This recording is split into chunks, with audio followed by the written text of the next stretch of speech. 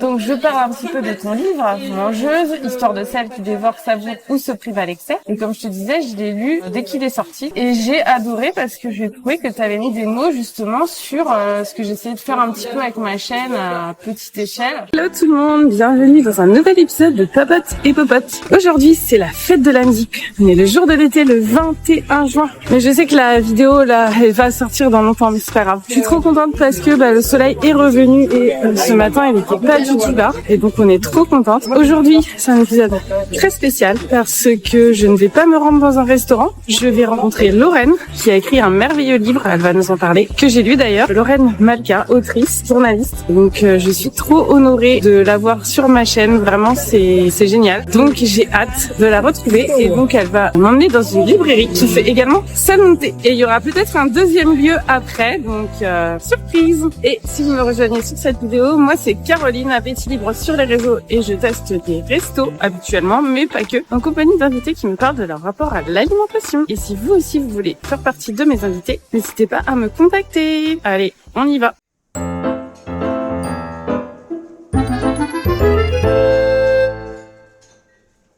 J'ai rejoint Lorraine. Bonjour Lorraine. Bonjour Caroline. Comment vas-tu? Ça va très bien, merci. Ouais. Donc on a le soleil. Ouais. Pour le premier jour de l'été.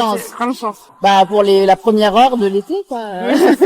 Donc est-ce que tu veux te présenter? Donc je m'appelle Lorraine Malka, je suis journaliste et journaliste indépendante et autrice.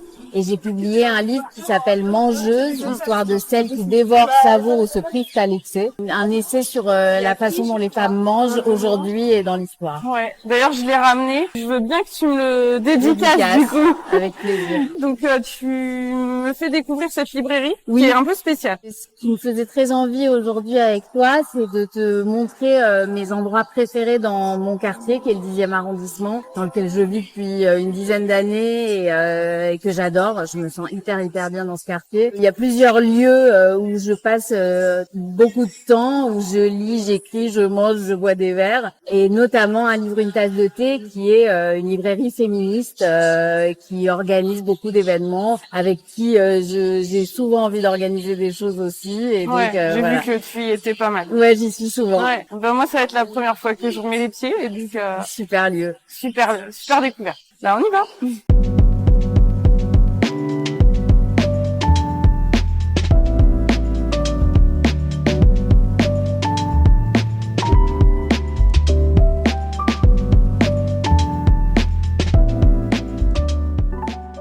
Merci beaucoup Lorraine de me faire découvrir cette librairie et de m'accorder du temps pour papoter. Merci à toi pour ton invitation.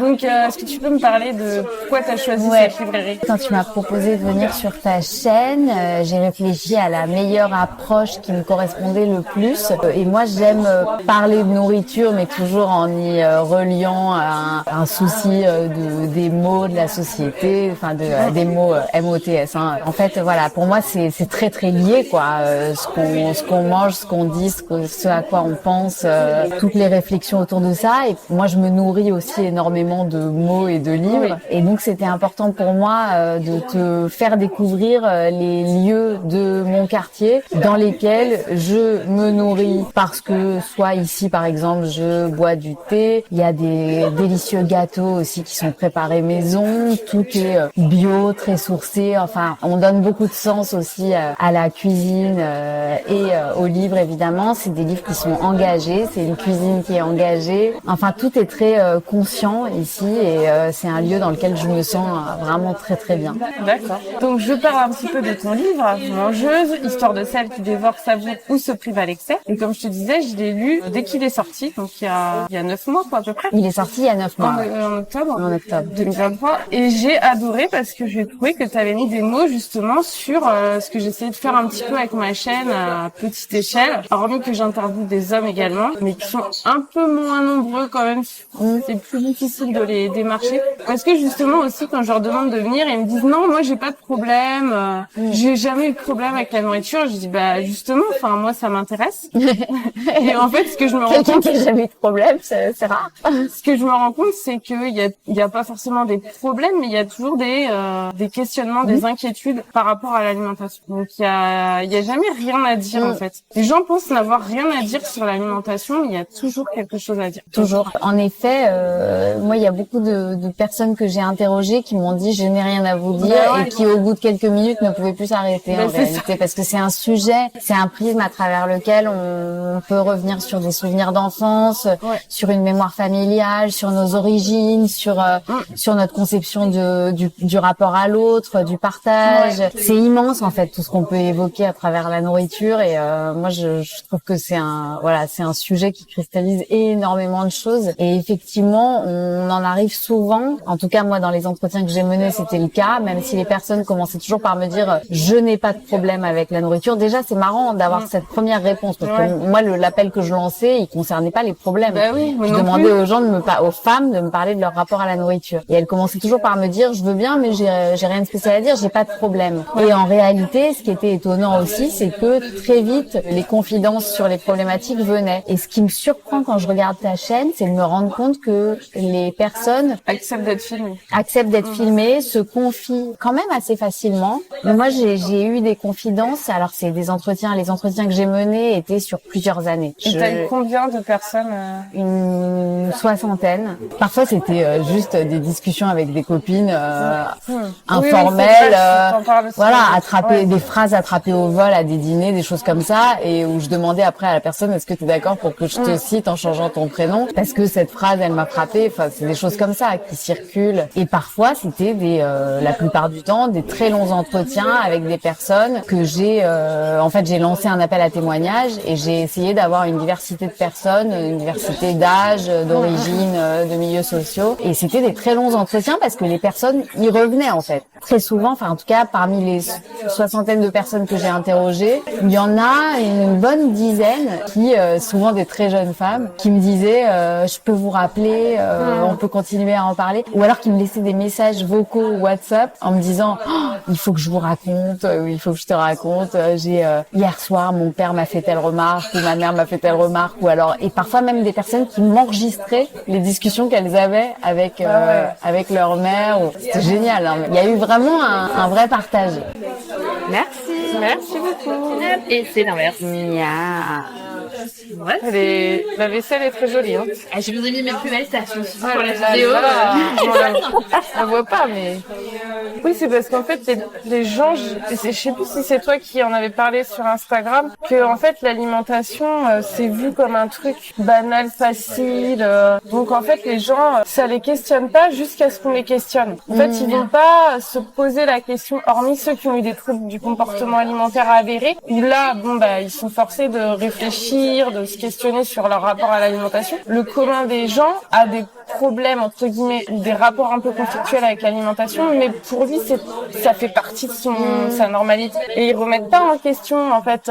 Et ce qui est intéressant, c'est de se rendre compte que historiquement c'est assez récent qu'on a commencé à en faire un objet de recherche, à anoblir la cuisine, non seulement parce qu'on en a fait un art, on l'a fait rentrer dans le patrimoine, on en a fait une gastronomie, donc il y a toute une science aussi qui est liée à ça. Tout ça est assez récent à l'échelle de la grande histoire. Et pendant très longtemps, il y avait un rapport très primaire, presque primitif à la nourriture. Je parle vraiment en termes intellectuels et de pensée, hein, parce que chacun pour soi-même développe évidemment des réflexions autour de ça. Mais ce qui est intéressant, c'est de se rendre compte, et c'est ça qui m'a vraiment frappé moi dans l'histoire que je raconte, c'est que historiquement, ce sont les hommes et surtout les élites qui ont décidé de construire ce rapport pensée à la nourriture. Et cette pensée de la nourriture, cette science du ventre, c'est vraiment étymologiquement c'est comme ça, enfin c'est comme qu'on traduit la gastronomie, c'est la science du ventre,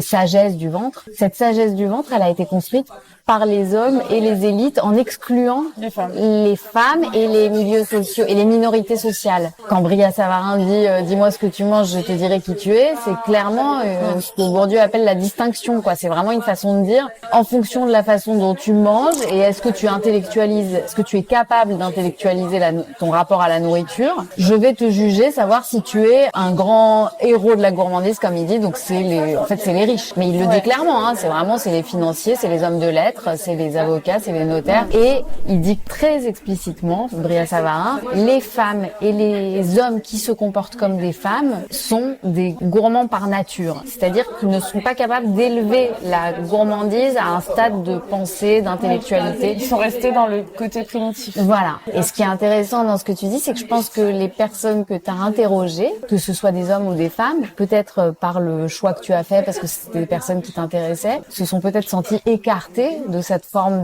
d'expertise, d'intellectualité culinaire. Il y en a beaucoup des gens qui disent oui, non, moi je suis pas vraiment capable, je connais pas bien. Par exemple sur le vin, c'est très présent, mais même sur la nourriture. Et en fait, je pense que personne devrait être exclu de ça, parce que le fait d'être exclu de ça nous maintient dans un rapport soi-disant primitif, un peu glouton, mais je parle vraiment de l'imaginaire collectif, et nous maintient dans cette croyance-là et nous crée des culpabilités vis-à-vis de notre façon de manger, nous crée un rapport comme si on était encore dans un péché de la gourmandise en fait.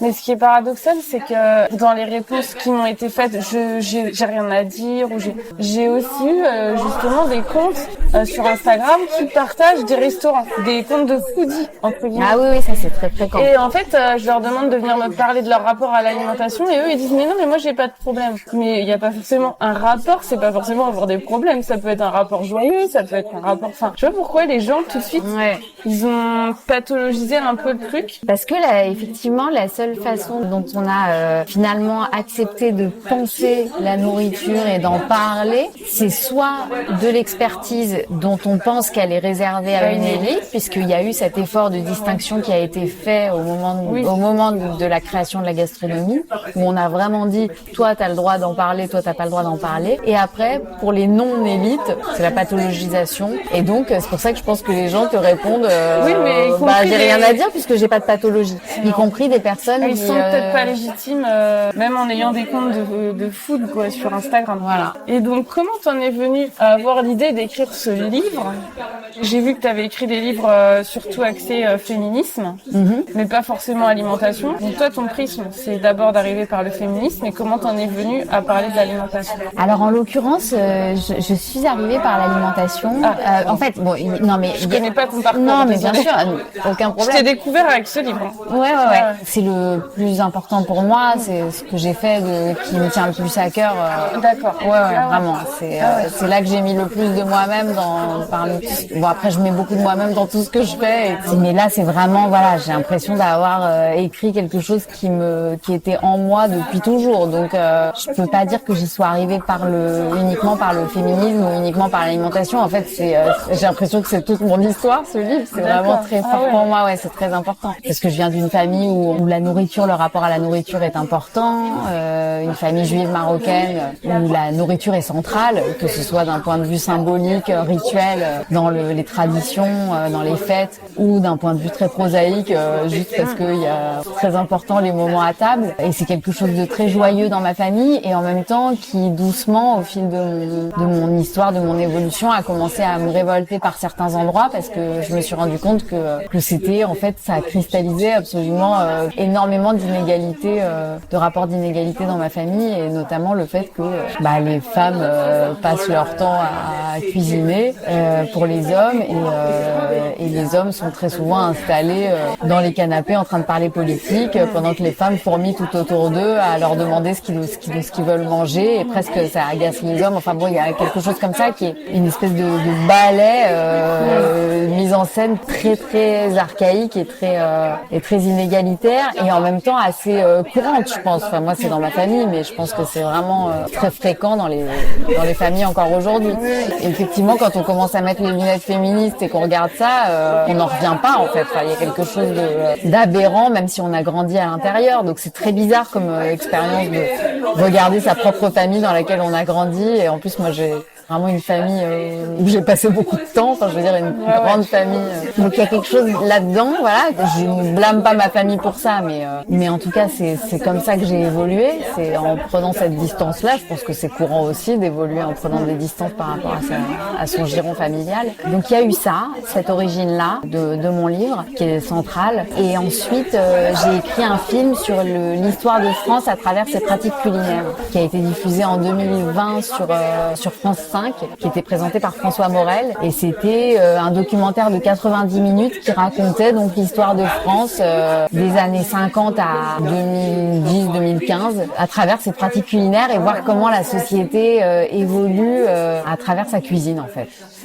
Ouais, top. C'était vraiment passionnant. Et c'est à la suite de ce film que très concrètement, une éditrice, une apporteuse de projet m'a appelée. Elle s'appelle Adeline Fleury. Elle travaillait à l'époque pour les éditions Pérégrine comme apporteuse extérieure et elle m'a contactée en me disant voilà, ce film, il est très intéressant, mais toi qui travailles sur le sujet du féminisme, est-ce que tu voudrais pas envisager de faire quelque chose autour de ça et de ton féminisme? Et donc là, j'ai cogité parce qu'il fallait trouver l'angle et la manière. Et en fait, voilà, je lui ai dit ce qui m'intéresse, c'est vraiment de raconter le rapport des femmes à la nourriture depuis toujours jusqu'à aujourd'hui en fait. À quel moment ça a commencé à se fabriquer de cette façon-là. Et ce qui m'intéresse, c'est à la fois comment les femmes cuisinent, comment elles mangent. Enfin, je pense que tout s'articule ensemble en fait. Donc tu as commencé finalement en 2020. Et donc à partir de ce moment-là, tu as recueilli des témoignages. J'ai mis un peu de temps, tu sais, c'est tout un processus. C'est pour ça que j'ai commencé par dire non, parce que ça me paraissait hyper ancien. Mais en fait, t'as raison que c'est ça. J'ai cogité assez longtemps. Au départ, je voulais travailler sur les différents plaisirs. Je voulais travailler sur la notion de plaisir sensoriel, les femmes et la notion de plaisir. Et pas uniquement sensoriel d'ailleurs, parce qu'il y avait aussi, il y avait le plaisir sexuel, le plaisir alimentaire et le plaisir intellectuel. La libido siendi, c'est le plaisir intellectuel. Et je trouvais qu'il y avait une vraie histoire de la condition féminine face à ces trois plaisirs. Ah bah oui. Mais en fait, je me suis rendu compte que c'était gigantesque. Ah oui, et j'ai envoyé j'ai envoyé un premier plan à mon éditrice, pas Adeline Fleury, parce que Adeline Fleury, elle a vraiment apporté le projet et puis elle l'a accompagné. Mais c'est ensuite plus avec les éditions Pérégrine que j'ai travaillé et j'ai envoyé un plan de ça et elle me dit oh là là. C'était vraiment indigeste, je crois. Bah ouais. Et donc j'ai décidé de me concentrer sur la nourriture qui était l'aspect qui m'appelait le plus. Je dis pas que c'est les deux autres m'intéressent aussi beaucoup, mais le plaisir sexuel, il y a un gros travail féministe autour de ça. Oui, il y a beaucoup de livres, ouais. Beaucoup de personnes qui en parlent. La libidocianie, ça m'intéresse toujours énormément, mais c'est coriace et c'est autre chose, je pense. Et donc je me suis dit, je vais commencer déjà par fouiller ce rapport à la nourriture qui, à mon sens, a pas été tellement exploré. Il y a beaucoup de choses, mais elles sont très éparses en fait. Parce que du coup, c'est comme si parler du plaisir sexuel c'était moins tabou, puisque personne parle un peu du plaisir alimentaire, donc c'est quand même non. Comment t'expliques qu'il y ait pas tant de littérature là-dessus? Ouais, c'est étonnant. Hein. En fait, c'est pas moins tabou, mais je pense que c'est le tabou est en train d'être levé de plus en plus par un travail féministe actuel, qui est extrêmement fort et puissant, qui a commencé déjà, aux États-Unis, c'était déjà très fort dans les années 70, mais là, on reprend ça, surtout dans le féminisme français. Je pense qu'aujourd'hui, c'est ce que dit Camille Frasvométrie, c'est qu'on est elle dit qu'on est dans une séquence féministe où on s'intéresse vraiment, on ose affronter la question du corps. Et elle dit que cette question-là, elle était déjà là dans les années 70, dans la séquence féministe des années 70, mais on l'a vite mise de côté parce que on a eu l'impression, nous féministes, donc je parle des féministes de nos prédécesseuses des années 70, elles ont eu l'impression que si elles s'intéressaient trop à leur rapport à leur corps, c'était encore une façon de s'associer à la nature, d'être essentialisées en fait comme des femmes. Donc par exemple pour le cas de la nourriture, ce serait être ramenée à l'idée de femme nourricière, comme si le fait d'écrire sur ce sujet et de réfléchir au rapport des femmes à la nourriture et au corps, c'est une façon encore de les ramener à leur corps. Et ce que dit Camille Frat-Biométrie, c'est qu'aujourd'hui, on est dans une séquence où on se dit, bon bah, historiquement, il se trouve qu'on a été tellement associés à nos corps qu'il y a un travail à faire autour de ça, d'autant plus. Avec ce recul-là, c'est vraiment intéressant parce que c'est ce qui permettra peut-être, j'espère, d'éviter le backlash qui a eu lieu dans les années 80 où en fait, on a reculé nous-mêmes parce qu'on s'est dit, là, on est en train d'aller trop dans des questionnements du corps et on va nous y enfermer. Et aujourd'hui, je pense qu'on a ce recul qui est vraiment intéressant. Donc le travail autour du corps est présent, est en cours, est très fort et effectivement il est très très foisonnant sur la sexualité, moins sur la nourriture, mais il y a quand même, voilà, ça commence. Moi en tout cas, le travail autour de la sexualité m'a beaucoup aidé à penser la question, beaucoup. C'est des questions qui sont très proches. Tu vois ça à quel niveau? Ne serait-ce que au niveau vraiment judéo-chrétien, la théologie a beaucoup associé le péché de gourmandise et de luxure. C'est vraiment deux péchés qui sont très liés en fait. Dans les interprétations de la Bible et de la scène où Ève croque la pomme, il y a vraiment l'idée que le fait de croquer la pomme a immédiatement mené au péché, à tous les péchés suivants, à commencer par la luxure. Ouais, la gourmandise, c'est un peu le premier. C'est le premier et au sens où c'est le moins grave, exactement. Mais c'est celui qui mène à tous les autres. Bah, c'est ce que tu dis dans ton livre. Là, ça y est, ça me revient, là. Et donc, toi, comment tu te qualifierais en tant que mangeuse? Parce que j'aime bien poser cette question, c'est ma première question. C'est quoi ton adjectif ou tu dirais mangeuse? Compliqué. Mangeuse compliquée? Même... Ouais. Et tu l'as toujours été? Enfin, compliqué. Non, c'est pas un bon adjectif. Compliqué, je pense, vu de l'extérieur. Je pense que moi, j'ai trouvé ma manière. J'ai trouvé ma manière de m'en sortir par rapport à toutes les questions, à toutes les complications, toutes les complexités qu'on nous impose, en fait, en tant que femme, qui sont pas liées qu'à une apparence corporelle, comme je le dis dans le livre. C'est vraiment toute une histoire, c'est tout un rapport aux mœurs. C'est une histoire très longue qui nous a enfermés dans un rapport de culpabilité vis-à-vis de la nourriture et de la gourmandise. Moi, je suis à la fois très gourmande et à la fois très disciplinée et craintive vis-à-vis de tout le rapport de culpabilité que ça peut créer. Et donc, j'ai dû trouver une façon de cheminer dans tout ça. Mon rythme, en fait, ma discipline. C'est quoi ton rythme? Alors, mon rythme, c'est je mange de façon très très consciente et très disciplinée, c'est peut-être le mot, mais des choses que j'adore, que je choisis. Je suis dans le 10e arrondissement où on va le voir quand on va se balader, il y a énormément de commerces de bouche délicieux. J'ai vraiment mes bonnes adresses, donc je mange vraiment, je choisis ce que j'aime. Et il y a énormément de choses que j'aime. Ce que t'aimes sur le moment peut-être, ce que t'as envie sur le moment. Ouais, ce dont j'ai envie sur le moment, mais surtout ce que j'aime en général. Il y a vraiment des choses que j'adore manger et qui me rassasient, et c'est très important pour moi d'être rassasiée parce que j'ai des journées de travail qui sont très très longues. Je commence à travailler très très tôt le matin. En fait, j'ai une organisation assez précise. La semaine, j'ai une discipline alimentaire assez claire qui me permet à la fois de me faire plaisir, de vraiment prendre des vraies pauses et des vrais moments où je me fais plaisir, mais en même temps, il faut impérativement que c'est sûrement très psychologique, mais dans mon esprit, il faut que j'ai ma dose de protéines, Moi, je pense pas que c'est psychologique. C'est sûrement pas que psychologique, mais ça l'est un peu parce que si jamais je mange pas de protéines un midi, même si j'en ai mangé la veille toute la semaine, etc., j'ai l'impression que je faiblis, que j'ai pas tout mon cerveau et tout ça. Donc, en tout cas, j'ai vraiment besoin d'avoir mon énergie, en fait, une vraie énergie intellectuelle et physique de 6 heures du matin à environ 2 heures du matin. Je travaille vraiment beaucoup. Ah oui, je travaille vraiment. Tu dors peu, en fait. Je travaille beaucoup. Je dors très peu. Donc j'ai besoin d'être sûre que je ne vais pas être alourdie par la nourriture et endormie par la nourriture et que la nourriture va me donner de l'énergie. Et ça a été tout un travail d'adaptation avec moi-même, de savoir qu'est-ce qui me fait me sentir fatiguée, qu'est-ce qui me fait me sentir lourde, qu'est-ce qui me fait mal au ventre, qu'est-ce qui me fait pas mal au ventre, et qu'est-ce qui me donne de l'énergie mais du coup, ça pour c'est tenir. intéressant parce que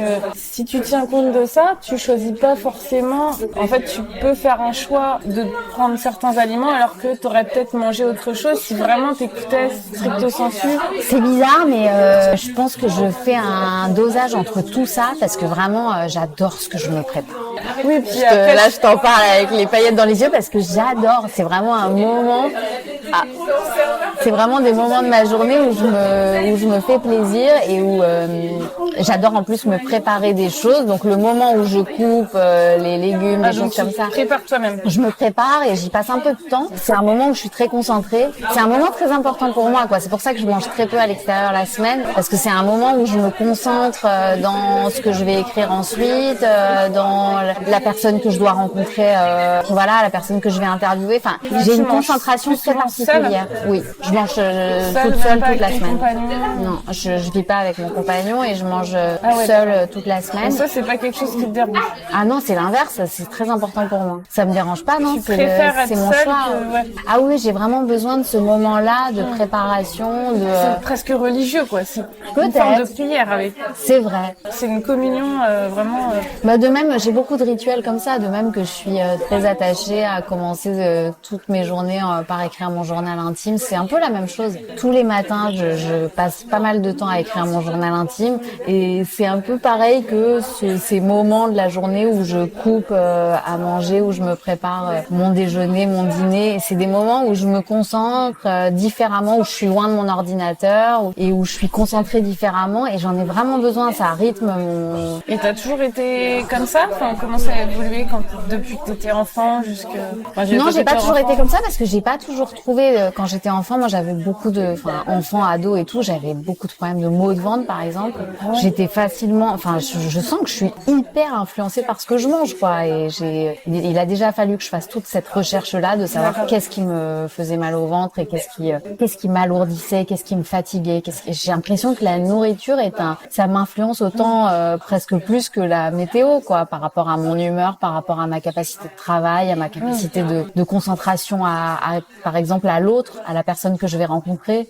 Est-ce que si j'ai faim ou si j'ai trop mangé ou si j'ai mangé un truc qui va pas. Et alors, c'est quoi pour toi le plat qui te réussit pas, qui t'alourdit, et le plat avec lequel t'as plein. super énergie? Non, mais un exemple. Par exemple, quand il y a trop d'épices ou trop de l'ail, c'est terrible. Enfin, pas seulement pour la laine, mais je veux dire, c'est horrible. Ça me fait me sentir super mal. Mais j'ai l'impression d'avoir, si on devait si on devait faire si on devait faire un dessin animé, ça, tu sais, Et donc tu demandes m'embrumerais, quand quoi. tu vas au resto, tu demandes s'il y a de l'ail ou des choses Il y comme en ça. a pas tant que ça en général quand même. Ouais, ça dépend les types de restos, mais ou alors c'est par L'ail petites cru, touches. quoi. Oui, non, l'ail cru, ouais. C'est plus en termes d'équilibre aussi, tu vois. Ça va être, par exemple, je peux pas me faire, des pâtes et du pain ensemble ou des choses comme ça. Tu vois, les deux ensemble vont me faire me sentir lourde et fatiguée, quoi. Ça va être des choses comme ça. Je saurais pas te donner des exemples. Et alors mais un plat qui donne la pêche. Moi, je mange beaucoup de tofu. T'es végétarienne? Non, je suis pas végétarienne, mais je mange pas beaucoup de viande. J'aime beaucoup le poisson, mais comme ça coûte cher, j'en mange pas non plus. J'en mange à peu près une fois par semaine. Ouais, je mange pas mal de tofu, je mange beaucoup d'œufs, puis du pain. En fait, mon repas vraiment de base, ça va être du pain au seigle ou du pain, un bon pain que j'ai choisi et que j'aime bien, pain noir ou voilà, j'aime bien les pains, donc je choisis des pains que j'aime beaucoup, des pains aux céréales très bons, qui dans mon esprit en tout cas me donnent de l'énergie, des œufs et ou du tofu et des légumes. Et voilà, ça c'est un peu mon repas de base pour la semaine. Mais alors le week-end, la clé de mon équilibre, c'est que le week-end je travaille pas.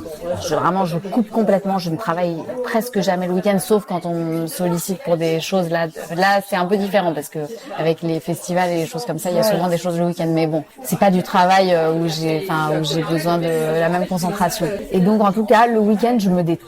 Et cette détente, elle va avec le fait de boire du vin, parce que moi j'adore le vin. Donc je bois du vin mais que le week-end, et de manger des choses qui peuvent m'alourdir. Genre, là je suis en train de penser, tu vois, un bon gros poisson entier avec un risotto, avec de la crème, des choses comme ça. Ça, typiquement, si je me fais ça en semaine, c'est fichu, c'est sûr. Je vais pas travailler, quoi. Quelque chose qui a de la crème dedans. Même le soir, en fait, en semaine. Parce qu'après, tu peux dormir. Le soir, non, mais moi, le soir, je travaille. Ouais, je travaille jusque très tard après. Donc, j'ai besoin de la même énergie le soir que la journée. Et donc, le soir, je profite, en fait. Ça veut pas dire que je fais n'importe quoi. Je fais quand même attention. En plus, je suis au régime depuis que j'ai 12 ans. Il y a aussi ça, hein. Il y a aussi, évidemment, la peur de grossir. Ah ouais? Ah oui, oui. Il y a vraiment, aujourd'hui, je pense qu'en premier, c'est la peur d'avoir mal au ventre et de me sentir lourde. Et quasi ex aequo, la peur de grossir. Tout ça fait, mais c'est plus vraiment des peurs, c'est l'envie d'être énergique. Et l'envie d'être énergique, ouais, c'est ça. L'envie d'être énergique et d'être mince. Quand Si on le présente positivement. Le truc, c'est que quand t'as l'habitude de pas beaucoup manger ou de manger pas beaucoup, en fait, dès que tu manges un peu plus riche, ouais, là, ça te casse. C'est vrai. Et moi, je l'ai remarqué que, enfin, moi, quand j'étais dans les troubles alimentaires, dès que je mangeais un repas, entre guillemets, plus copieux, après, j'étais mal. Ouais. Et en fait, tu t'habitues, en fait, à manger peu, et tu t'habitues aussi à manger plus. C'est vrai. Et tu supportes mieux les grosses quantités sans être complètement... Ouais, c'est vrai. Et puis aussi, ce que je remarque, c'est que quand tu dors peu, faire attention, ça se conjugue aussi avec le sommeil, j'ai l'impression. Parce que quand tu dors peu, si tu manges trop, t'as encore plus envie de dormir. C'est possible. Parce que t'es un peu sur les hormones de stress, en fait. Ouais, c'est vrai, t'as raison. Donc, faut jouer. Mais en tout cas, tout ça, je peux l'assumer parce que je l'ai écrit dans le livre. Tout ce que je te raconte là, ça peut être considéré comme des troubles des conduites alimentaires. Dans le sens où c'est complètement dans le spectre. C'est-à-dire que je suis extrêmement attentive, surtout en semaine, à ce que je mange. Ça organise beaucoup mes journées, non seulement pour avoir effectivement cette énergie dont j'ai besoin, pour me sentir concentrée, pour me sentir intellectuellement tout le temps au top, enfin au top, sans parler, mais avec de l'énergie et puis par peur de grossir. Donc il y a tout ça en fait qui fait que j'ai cheminé là-dedans et puis la peur d'avoir mal au ventre aussi. En tout cas, le besoin de me sentir bien, il passe vraiment par des choix alimentaires et une discipline alimentaire qui est stricte et qui fait d'ailleurs que quand tu m'as proposé de faire cette vidéo, il fallait que je trouve une façon parce que c'est assez long à expliquer tout ça. C'est-à-dire que je mange à tous les repas, tu vois, et c'est très important pour moi de manger à tous les repas justement pour garder l'énergie. Donc c'est pas une anorexie comme ce que les gens imaginent souvent, mais c'est une forme d'anorexie mentale dans le sens où c'est une discipline. Mais c'est la majeure partie des gens que j'ai reçus sur ma chaîne d'ailleurs. En fait, le truc c'est que les personnes qui sont vraiment dans les clichés de l'anorexie, elles viennent pas sur ma chaîne. Voilà, bien sûr. Parce que ça demande déjà ça demande trop d'énergie, je pense. Puis je demande de venir dans un lieu. Enfin, en plus elles ont de l'énergie, hein, les personnes qui sont anorexiques mentales souvent, mais elles ont même beaucoup d'énergie. Mais elles en parlent pas facilement. Enfin, la preuve. Enfin, moi j'ai recueilli des témoignages et elles ont accepté de m'en parler, mais face caméra, c'est pas pareil quand même. Oui. Ça fait j'ai eu un filtre.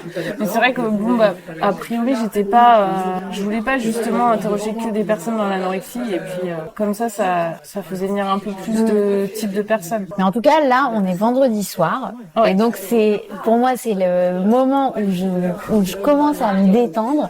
Donc c'est, tu vois, là on va prendre ensemble si on a le temps. En tout cas, on va prendre le premier petit verre de vin de la semaine pour moi. Ça c'est toujours un grand plaisir. Ouais. Peut-être un petit apéro où on mange un morceau. Et là, moi, je commence à me détendre et à plus avoir peur justement de perdre mon énergie. C'est pas grave puisque je suis en week-end. Si j'ai moins d'énergie, c'est pas grave.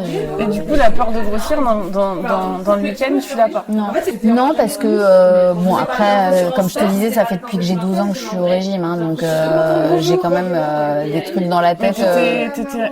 T'as déjà été grosse? J'ai été plus ronde, ouais. Mes amis te diront, mais non, t'étais pas grosse, mais j'étais plus ronde. Je fais 1m54, donc moi, ça se voit tout de suite dès que je grossis un peu. Et oui, j'ai fait plus ronde. Et puis dans ma famille, on est plutôt rond. J'ai fait attention à ça, ouais. À 12 ans, j'ai pris beaucoup de poids au moment de la puberté d'un coup. Je crois que c'est ça aussi. Ouais, moi pareil. Ça, je pense. C'est ça qui a déclenché chez moi. Ça, c'est un truc aussi, hein, parce qu'effectivement. Faut plus préparer les petites filles et les ados. Moi, c'est vraiment venu d'un coup, et c'est très étrange comme sentiment, c'est-à-dire que même, alors il y a en plus évidemment tout l'arrière-plan hyper visible enfin tu vois, de toutes les injonctions incroyables qu'on reçoit, aberrantes en tant que jeune fille. Enfin, je veux dire, c'est incroyablement présent et pesant. Mais même sans ça, c'est très bizarre. Quand t'as 12 ans, on le sait, la puberté, ce moment où ton corps se transforme, et se transforme pas pour quelque chose, contrairement aux garçons qui poussent d'un coup, qui deviennent gigantesques, et là ils deviennent des hommes, et c'est hyper, enfin voilà, ils acquièrent une puissance et tout.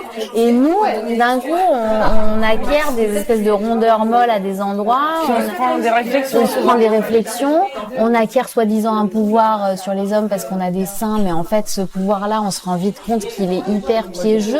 Ouais. Parce qu'on est là, ok, j'ai des fesses et des seins, donc ça veut dire que les hommes me regardent différemment. Et je peux avoir, effectivement, on sent qu'on a une prise sur les hommes qui est un peu différente. Et sur la société d'ailleurs. On sent que notre place politique dans la société, elle évolue à ce moment-là. Mais c'est piégeux, parce que très vite, on devient tripotable, comme je le dis dans le livre. Et donc tripotable, ça veut dire aussi infériorisé très facilement. Ouais. Je trouve que ce moment-là de la vie, pour une femme, il est très particulier. On n'est pas préparé. Non. Je pense qu'il y a un autre moment aussi, c'est quand on est à l'autre bout, là. Enfin, à l'autre bout. Non, on n'est pas à l'autre bout, mais vers la ménopause. À l'autre bout, enfin, je veux dire, aux deux extrêmes de la vie fertile. Ouais, quoi. Complètement. Et ce qui est drôle, c'est de se rendre compte que ce cycle-là, ménopause pour les femmes, andropause pour les hommes, et puberté pour les deux. Donc, aux deux bouts, comme tu dis, ils sont là aussi chez les hommes, mais bon, on en parle, voilà, c'est beaucoup moins un sujet. Bah du coup, Lorraine, est-ce que tu peux me faire découvrir la deuxième adresse avec que tu me prépares? Avec plaisir. Bah on y va. On y va. Alors tu m'emmènes où, Lorraine? Alors je t'emmène. Franchement, c'est quand même un petit cadeau que j'ai envie de faire à ta commis, parce que c'est un endroit. Normalement, je préfère le garder secret parce que j'aime tellement cet endroit et il est très peu connu. C'est un rad comme on n'en fait plus, je trouve, un peu à l'ancienne, où on se sent hyper bien. Un rad, je sais pas, il faudrait trouver l'histoire de ce qu'on appelle le rad, mais c'est un bar de quartier en fait. C'est vraiment un bar de quartier très authentique dans son jus. D'accord. Tenu par un mec génial qui s'appelle Alex, que tu vas voir. Donc là, on est le soir de la fête de la musique, donc il va être sûrement très occupé, mais il y a pas beaucoup de monde en général, et c'est ce qui fait qu'on s'y sent bien. Moi, j'ai écrit toute une partie de mangeuse dans ce bar parce que j'adore être installée sur ces tables où justement il n'y a pas beaucoup de monde, mais il y a que des habitués. Il y a les potes d'Alex qui tient le lieu. Il y a parfois de la musique. Tu sais jamais sur quoi tu vas tomber. Parfois il organise des concerts avec ses potes. Et c'est vraiment un endroit où on se sent particulièrement bien et où moi j'écris beaucoup dans cet endroit-là. Donc c'est pour ça que je trouvais que ça avait du sens aussi de t'emmener à cet endroit. Et puis il a toujours des un petit vin bio que moi j'adore. D'accord. Voilà, le Bourbi. Et donc par contre voilà, normalement je le fais pas découvrir parce que je veux le garder pour moi. C'est secret. Mais je me dis quand même qu'au bout d'un moment, si je continue comme ça, si tout le monde décide de faire ça, il sera jamais connu cet endroit. Et j'ai tellement peur qu'il ferme que les petits commerces, les petits trucs, il y en a tellement dans Paris et ils méritent qu'on les fasse découvrir. Qu'on les mette en valeur. Ouais, si, il y a quand même déjà de l'ambiance.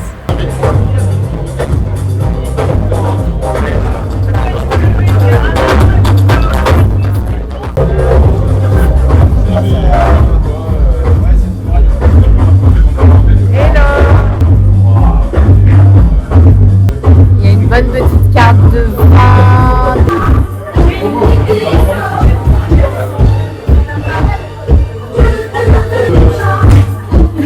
La fête de la musique, mais c'est pas comme ça tout le temps. Non, mais il y a souvent quand même il y a toujours une ambiance un peu particulière qui est surtout installée par Alex. Ensuite, maintenant je t'emmène au Rerenga, un endroit très très spécial juste à côté d'ici. On est toujours dans le 10e arrondissement. Donc là on est place Jacques Bonsergent. Et je vais te faire découvrir un autre endroit que j'aime beaucoup, où j'organise souvent des événements aussi. Le Rirenga, c'est une librairie cave à vin militante. Ouais. Franchement, je pense qu'on peut difficilement faire une définition plus appétissante. Et c'est tenu par Nathan, qui a une sélection de livres très très engagés, avec toujours des maisons d'édition indépendantes, des livres féministes, queer, écologistes. J'ai une petite question, quand tu dis engagé, c'est forcément... Forcément à gauche. Forcément à gauche, ça peut pas être engagé Front National par exemple. Parce qu'on sait pas. Hein. Non, donc, quand la vidéo c'est sortira, quand même le sort en aura décidé. Donc si vous regardez la vidéo, vous savez, mais nous on Non, ne mais sait t'as pas. raison, c'est vrai qu'il y a aussi du militantisme. Je sais pas, non d'extrême mais droite. engagé pour moi ça veut dire à gauche, mais je ne sais pas en fait. Oui, je Jamais- parle vraiment d'un engagement progressiste. Ouais. Nathan, qui a fondé cet endroit très spécial du Rirenga, cette librairie cave à vin, il est engagé non seulement à travers les livres qu'il propose, qui sont toujours des maisons d'édition indépendantes, voilà, des auteurs et autrices qui défendent des valeurs, souvent, comme je te disais, féministes, intersectionnelles, queer. C'est vraiment, c'est un engagement très fort. Et par ailleurs, il est engagé aussi dans les vins qu'il propose, et dans les softs aussi d'ailleurs, et qui sont toujours des boissons très militantes en fait, du vin nature, des vins de vigneronnes, et il connaît toujours l'histoire en plus de ces vigneronnes. Donc il y a aussi des vignerons, mais voilà, c'est toujours, il y a toujours une histoire qui est rattachée aux personnes qui produisent les boissons qu'ils proposent, et ils nous les racontent avec beaucoup de générosité, et moi j'adore ça, je trouve que ça a beaucoup de sens. D'accord, on est presque arrivé.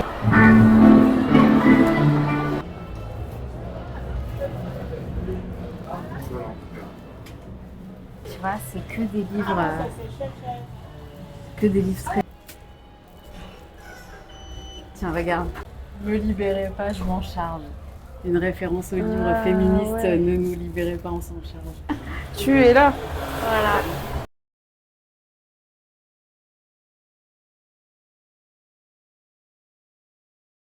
Un blanc sec. Parce qu'après, sinon, vous pouvez. Alors Troisième bienvenue lieu au Rirenga, cet endroit que j'aime beaucoup. Je suis en train de déguster un verre d'un vin qui s'appelle la Frileuse, mon premier petit verre de la semaine. Je trinque avec toi qui boit du soft, et apparemment ils sont de très bons softs. Non mais ici. franchement, je sais pas si tu veux goûter, mais c'est assez bluffant. C'est hyper frais. Bon déjà le fait qu'il soit frais, ça a un goût de poire à Nice. Mhm. Et en fait c'est doux, un truc de fou. Ça a l'air bon. Ouais, Tu peux sentir juste? Je sais si tu sais. Non, on sent pas grand chose. Non. Je vais en acheter un, ça m'intéresse. Franchement, je te le conseille. Les ingrédients sont... Je vais pas acheter poire anis parce que je suis pas fan d'anis, mais j'ai vu qu'il y avait. Mais ça se sent pas trop. J'ai vu qu'il y avait abricot, je sais pas quoi. Zatar, grillé, là. Zatar, ouais. Voilà, donc Et toi, c'est délicieux. C'est spécial ce soir parce que c'est la fête de la musique. Normalement, ils servent pas des petits verres. Là, ils servent des petits verres qu'on peut emporter, et ils nous ont autorisé à filmer en buvant des petits verres dans des vrais verres, ce qui est vraiment appréciable. Mais normalement, c'est pas le cas ici. Normalement, on achète soit des bouteilles, soit des livres. Soit les deux. Ou soit les deux, exactement. Ouais. Et moi, c'est vraiment marrant un cette lieu, association livre-vin. C'est original. C'est original, et en même temps, c'est tellement évident. Ça va tellement bien ensemble. Ouais, mais je sais pas. Pour moi, c'est pas forcément évident. C'est-à-dire que le vin et la littérature vont quand même bien ensemble. Oui, tu mais vois, c'était dans le milieu, mais tu vois, oui, enfin... peut-être. En tout cas, En fait, le vin, il va dans plein de milieux, tu vois. Tu m'aurais dit médecine, bah oui, alcool, quoi. Enfin, tu vois, c'est pareil. C'est tellement un truc qui est dans la société, quoi, dans la culture française. Il y a du vin partout, en fait, quand tu le regardes. Moi, ce que j'aime ici, c'est que il y a la même approche des deux côtés, tu vois, c'est vraiment une agriculture biologique, aussi bien pour la littérature que pour le rapport au vin. Et il y a un choix vraiment au niveau des livres comme au niveau du vin. Oui, exactement. Un vrai choix, une vraie conscience, une histoire derrière chaque choix, en fait, derrière chaque maison d'édition, derrière chaque producteur, productrice de vin. Moi, j'aime beaucoup les lieux qui portent une attention à ça. Je trouve qu'il y en a de plus en plus à Paris, et il faut vraiment les soutenir parce que c'est très important. Et pour finir cette vidéo, j'ai envie de conseiller à tout le monde de lire ton livre, mais je sais pas si tu avais un autre message qui provient de ton livre que tu voulais faire passer. Qu'est-ce que tu en as retiré en fait Qu'est-ce que l'écriture de ce livre a changé pour toi après dans ta vie Qu'est-ce que ça t'a apporté? Peut-être ça a changé ton rapport à l'alimentation. Ça change tout en fait. Écrire un livre quand c'est quelque chose d'aussi personnel, ça me tenait tellement à cœur, et là avoir été au bout, et ce serait immense de te dire tout ce que ça a changé. Ça change des choses déjà psychologiquement, parce que ça fait prendre confiance en soi, d'aller au bout d'un projet d'ampleur et de long terme qui apparaissait comme une montagne au départ, et que j'ai réussi à aller au bout. Le fait qu'il ait été aussi bien accueilli, j'ai vraiment un accueil qui est fabuleux. Je reçois des messages de lectrices et de lecteurs qui me font vraiment chaud au cœur, parce que j'ai l'impression que ce que j'ai voulu faire a été compris et a été reçu et entendu. Donc ça, c'est vraiment une chance folle. Et puis après, pour ce qui est de mon rapport à l'alimentation, je comprends des choses qui, je pense, fera l'objet d'un deuxième livre, et j'ai pas envie d'en parler trop, parce que je suis pas sûre d'être capable aujourd'hui de bien articuler mon propos là-dessus. Ça demande beaucoup de temps de réussir à articuler une pensée autour de ces sujets-là, qui sont en plus tellement sensoriels, intimes, liés à la trajectoire de chacun, chacune. Et je pense pas que je puisse donner là un avant-goût de ça, mais oui, il y a une vraie émancipation possible dont je parle pas dans le livre en fait. Enfin, dans mon livre, j'ai un dernier chapitre, une conclusion qui est comme une sorte de rêve que je fais pour se libérer de tout ce rapport à la culpabilité, à l'inquiétude alimentaire. Je suis en train de mettre en forme ça, en espérant en faire un jour un livre, mais alors vraiment ce sera dans un petit moment, parce que ça met du temps. C'est une cuisson longue. Enfin, c'est intéressant ce que tu disais. Enfin, tu dis que c'est un livre qui est très personnel, mais en même temps pas tant que ça, puisque t'as été voir à l'extérieur. Enfin, t'as été faire un travail d'interview, de témoignage. En général, les gens qui ont un rapport compliqué à l'alimentation ou qui ont eu des troubles alimentaires, ils écrivent un livre témoignage sur leur propre histoire. C'est vrai. Toi, c'est intéressant parce que du coup, t'es parti que toi, il y avait un petit sujet, et t'as été voir un peu. Et moi, j'ai ce problème, mais alors qu'en est-il des autres, tu vois? Ouais. Je sais pas, c'est pas ça cette réflexion. Oui, t'as raison, c'est intéressant. En fait, c'est la même que j'ai eue, tu vois, parce que je me suis dit, moi, on m'a affublé d'un diagnostic encore que je l'ai eu très rapidement, ce diagnostic de TCA. Après, on me l'a un peu mis de côté. Du coup, je me suis dit, moi, j'ai ce diagnostic-là, mais est-ce qu'il y aurait pas des gens qui sont un peu, tu vois, je me suis dit, j'ai envie de savoir, parce que moi, j'ai ce problème-là, mais en fait, j'ai l'impression que mon problème, c'est un peu le problème de tout le monde. Donc c'est ça, j'ai envie d'interroger les gens, en fait. C'est intéressant que tu dises ça, effectivement. Moi, j'ai l'impression que les vraies découvertes que j'ai pu faire sur moi-même, je les ai faites dans le rapport à l'autre, en fait, dans l'échange, dans l'altérité. Je te disais tout à l'heure que j'écrivais tous les matins dans mon journal intime. La plupart des choses que j'écris, en fait, elles sont liées aux discussions que j'ai eues et que je poursuis dans mon journal intime. C'est comme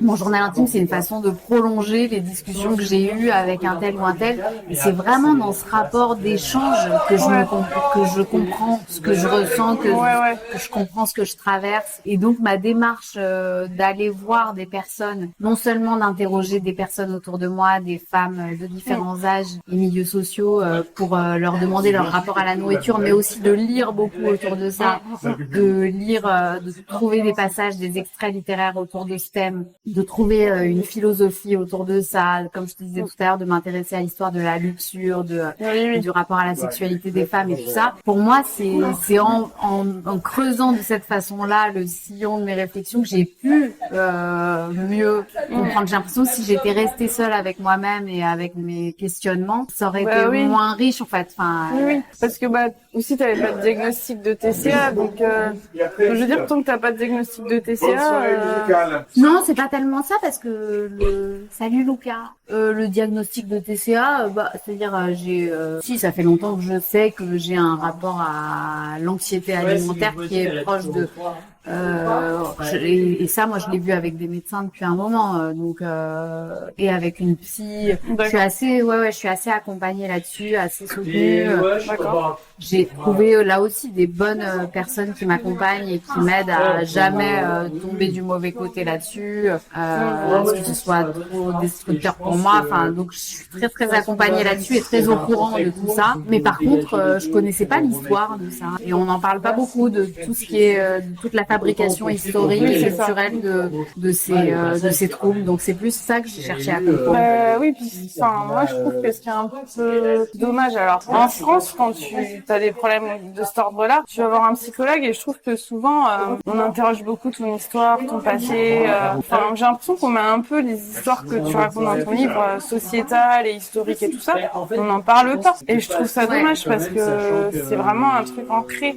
Complètement. Et moi, ce que j'ai compris en menant mon enquête, c'est que les personnes qui avaient le plus réussi à trouver de l'aide, c'était pas avec les psys ou avec les médecins, c'était plus en rencontrant d'autres personnes qui avaient rencontré ou qui traversaient les mêmes troubles et qui trouvaient la possibilité avec quelqu'un d'autre d'exprimer en fait, de parler, de s'exprimer sur ce sujet. Non, mais franchement, lisez le livre. Hein. Merci. Franchement, on apprend vraiment beaucoup de choses et puis ça fait beaucoup réfléchir. Merci Caroline. Ouais.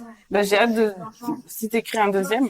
Ouais, c'est pas tout de suite, mais non, mais j'ai hâte aussi. Enfin, j'ai hâte aussi. J'ai toute une expérience d'abord à traverser, qui est l'écriture d'un livre. C'est très long et assez éprouvant, mais voilà. Mais je suis contente d'avoir cette envie-là, en tout cas. Et puis merci d'avoir fait découvrir ces. Alors on a pris beaucoup de temps dans chaque lieu, donc finalement je t'aurais pas fait découvrir les endroits où je vais aller manger maintenant. C'est-à-dire par exemple, je le dis, mais il y a par exemple le resto Anatolia qui est un resto turc que j'adore juste à côté. Ah oui, je t'ai pas demandé ta cuisine préférée. Oh là là. Et ton plat préféré si t'en as un. J'adore les croisements, mais alors moi vraiment la cuisine turque par exemple là qui foisonne près de chez moi, je trouve ça délicieux quoi. Les Turcs, Kurdes, déjà c'est des notions de partage que j'adore. Dans mon quartier il y en a beaucoup. Ça sent dans tout le quartier en fait.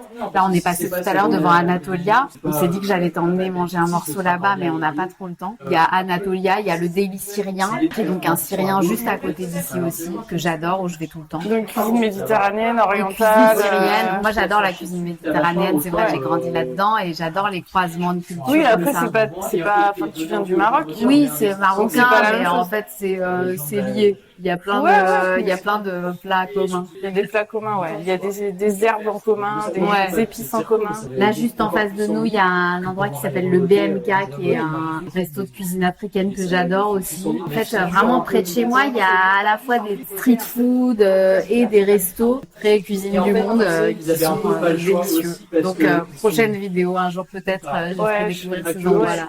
Et du coup, est-ce qu'on peut te retrouver au resto j'ai un compte Instagram, Malka Lorraine. Ouais, on mettra la description. Sur Instagram, je suis assez active. Surtout, ouais. Après, je suis sur plein de réseaux sociaux comme plein de gens, mais c'est sur Instagram que je suis plus active. Merci beaucoup. À toi et à la vôtre. Merci à vous d'avoir regardé la vidéo jusqu'au bout. N'hésitez pas à la liker, à la commenter, à la partager et à vous abonner surtout. Et on se retrouve à une prochaine vidéo. Bye bye. Bye bye.